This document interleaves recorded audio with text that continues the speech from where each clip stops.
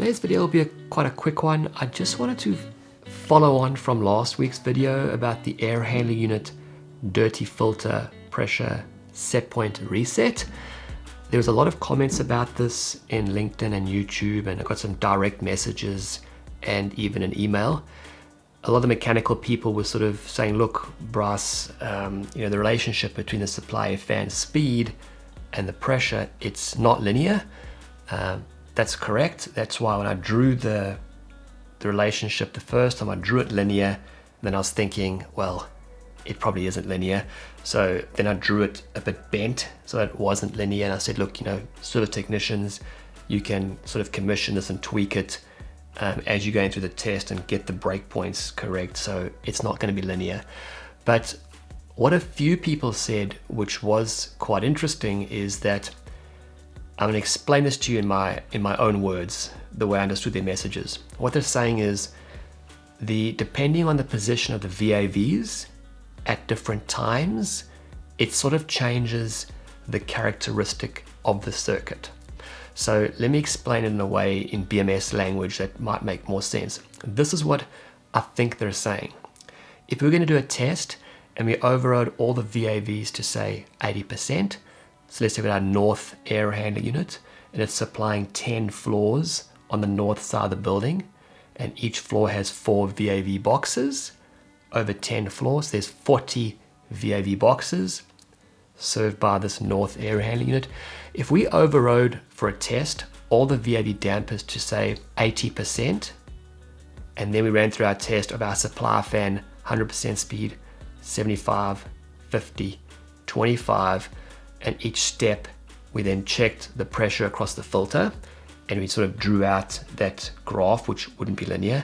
What they're saying is, if you then, as a test, overrode all those VAVs from the 80% to 40%, so they're all 40%, we've now changed the characteristic of the circuit, and we went through our exact same test again, supply fan 100%, 75, 50, 25, measured the filter each time, the pressure, or read it on our BMS pressure transmitter. They are saying that that relationship would be different. Those fan speeds would result in different calculated dirty filter pressure set points. It makes sort of sense. I never considered that before. So I guess what's happening is the mechanical part of our community is saying, look, depending on the season, summer or winter, and if the VAVs are more open or they're more closed or wherever they are, this calculation on your lookup table between the x-axis supply air fan speed and the y-axis calculated differential pressure set point, that mapped out relationship probably won't be correct at different VAV positions. So I have not tested that. I don't know about that, but I'm going to take it that that could be right. It probably is right. So I thought about it for a week, and I think I've come up with a really good alternative or a further improvement on the control strategy, and it's this. If our north air handling unit has 40 VAVs on it, we can just go and add up each individual VAV's volume, 4 per floor, 10 floors, we get 40 little volumes. We add them up together and totalize it, and we call that calculated air handling unit supply air volume. We map that point on the AHU graphic. So rather than cutting a big piece out of the duct and slotting in there a pretty expensive, massive flow grid, we can simply calculate the supply air volume from totalizing all the VAVs. Probably not perfect because we don't get the leakage type of stuff, but I think that's a pretty good reading for free, just for labor hours.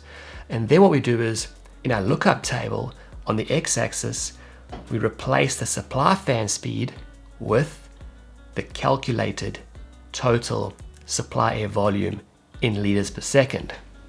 So when we do our test now, we get the VAVs open, and then rather than doing our fan speed, we do supply air volume.